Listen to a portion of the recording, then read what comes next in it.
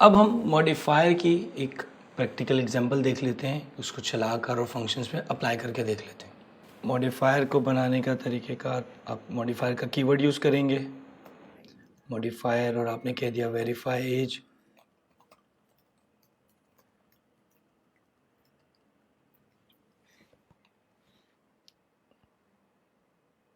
कह रहा है does not contain underscore, underscore होना ज़रूरी है।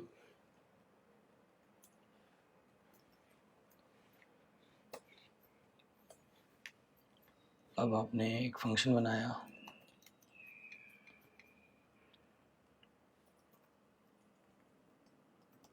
Update as,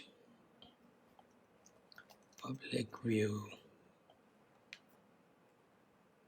returns unit, returns में यहाँ पर मैं इस वक्त 0 लिख देता हूँ या कुछ ना भी लिखे। अब इस फंक्शन पे हम ये मॉडिफायर अप्लाई करेंगे ऐसे, रिटर्न 45। इस वक्त अगर मैं इसे चलाऊंगा तो क्योंकि हमने डायरेक्ट अंडरस्कोर रिटर्न किया है, कोई चेकिंग या कोई चीज़ नहीं है, तो ये इसलिए 45 रिटर्न हो रहा है। लेकिन अगर मैं यहाँ पे कंडीशन लगा दूँ, इफ़ स्टेट वेरिएबल बना लेते हैं, age equals to 56, if age greater than 60 हो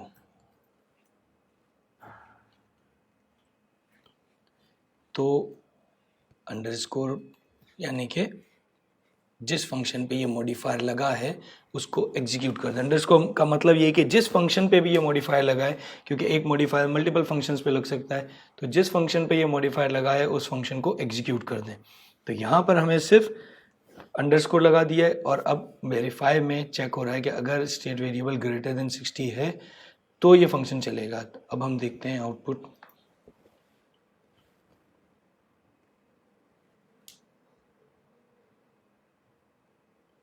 0 रिटर्न हुआ है। 0 क्यों रिटर्न हुआ है? क्योंकि इसने हमें फंक्शन कॉल नहीं करने दिया। जब फंक्शन कॉल नहीं किया तो जो डिफ़ॉल्ट वैल्यू एक्सपेक्टेड थी वो आपको मिल जाएगी।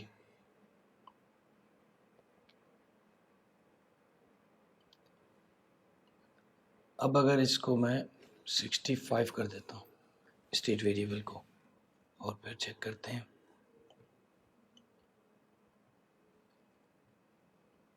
तो अब 45 रिटर्न हो रहा है। तो आपने वेरीफाई का एक मॉडिफायर बनाया है। अब ये मॉडिफायर मल्टीपल फंक्शंस पे अप्लाई हो सकता है, पहली चीज़।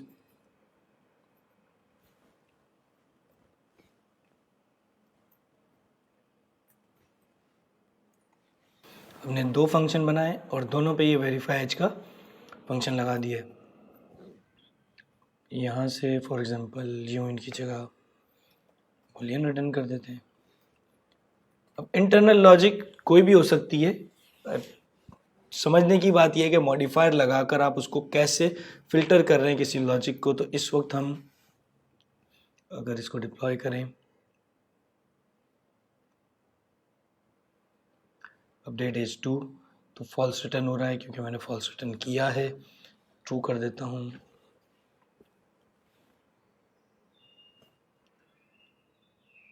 अपडेट एज 2, ट्रू रिटर्न हो रहा है। अगर ये कंडीशन मीट ना करती, 56 दोबारा कर देते हैं, यानी कि ये कंडीशन नहीं चलेगी, तो इसका मतलब h2 फंक्शन एग्जीक्यूट नहीं होगा।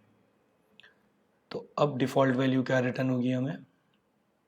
फॉल्स, क्योंकि ये फंक्शन एग्जीक्यूट ही नहीं हुआ है, सिर्फ वेरीफाई चला और अंडरस्कोर नहीं मिला था, तो जो डिफ़ॉल्ट वैल्यू फंक्शन से एक्सपेक्टेड थी वो आपको मिल जाती है। फंक्शन के अंदर की बिजनेस लॉजिक एग्जीक्यूट नहीं होती। अब आपने ये वैलिडेशन जो थी 2 फंक्शन में अलग अलग लिखने के बजाय एक फंक्शन में लिख दी, और उस फंक्शन को बजाय इसके कि फंक्शन के अंदर कॉल करते आपने एज अ मॉडिफायर अप्लाई कर दिया।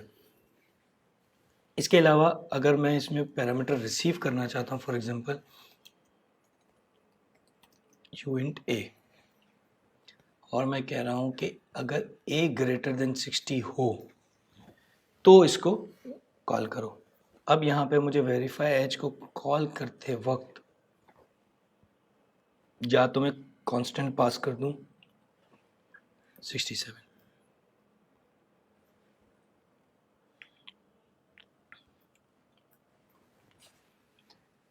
क्योंकि ये एक्चुअली वेरी मॉडिफायर कॉल होगा। तो जब भी अपडेट h2 का फंक्शन कॉल होगा उसके से पहले ये वेरीफाई एज का फंक्शन कॉल होगा और यहाँ पर आपने डिफ़ॉल्ट वैल्यू दे दी। ये डिफ़ॉल्ट वैल्यू पहुँचेगी इस a के वेरिएबल में और ये a कंपेयर होगा 60 से, और इस कंपैरिजन का रिजल्ट अगर ट्रू होगा तो अंडरस्कोर जो वैल्यू होगी वो रिटर्न हो जाएगी। इसको चला कर देखते हैं।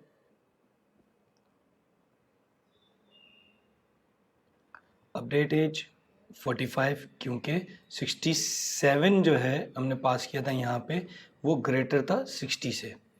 अपडेट एज 2 फॉल्स, क्यों? क्योंकि हमने पास किया था 34, ये 34 यहाँ पहुँचा और क्योंकि 34 ग्रेटर देन 60 नहीं है तो ये लाइन नहीं चली और ये फंक्शन एग्जीक्यूट नहीं हुआ। अब ज़रूरी नहीं है ये कांस्टेंट वैल्यूज़ का मतलब तो ये हार्ड कोड वैल्यूज़ हो गई हैं। तो हम चाह रहे हैं यूज़र से इनपुट लें, तो हमने यहाँ पे ले लिया इनपुट ए।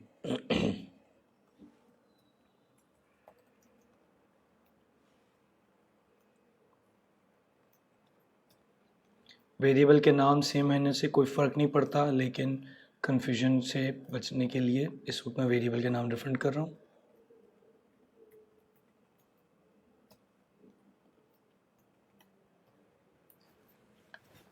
अब ये जो b है, जब इनपुट में ये b में वैल्यू आएगी वो एज इट इज़ यहाँ चला जाएगा।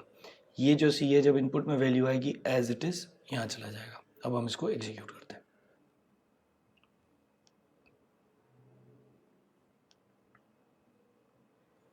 अब आपका फंक्शन इनपुट रिसीव कर रहा है, तो अपडेट एज यहाँ पे मैं पास करता हूँ 23। रिटर्न में आया 0 क्योंकि 23 60 से अबव नहीं है। इसमें मैंने पास किया 69, रिटर्न में आया ट्रू क्योंकि 69 60 से अबव है। तो इस तरीके से आप इसको कॉल कर सकते हैं। अगर आप चाहते हैं कि मॉडिफायर मल्टीपल वैल्यूज़ रिसीव करे तो आप मल्टीपल वैल्यूज़ यहाँ पे मल्टीपल पैरामीटर्स दे दें। अब आपको पास भी मल्टीपल पैरामीटर्स करने पड़ेंगे। इस तरीके से आप मल्टीपल पैरामीटर्स पास करके यूज़ कर सकते हैं। तो जितने भी पैरामीटर एग्जैक्टली फंक्शन है, फ़र्क सिर्फ ये है कि आप इसको डायरेक्टली कॉल नहीं कर सकते। आप इसे कॉल नहीं कर सकते, इसे फंक्शन पे ही अप्लाई कर सकते हैं और ये एज अ मॉडिफायर कॉल होगा, फंक्शन की कॉल से पहले कॉल होगा। अगर अंडरस्कोर एग्जीक्यूट होगा तो जिस फंक्शन पे मॉडिफायर लगा वो फंक्शन कॉल होगा। अगर अंडरस्कोर नहीं होगा तो ये फंक्शन कॉल नहीं हो पाएगा।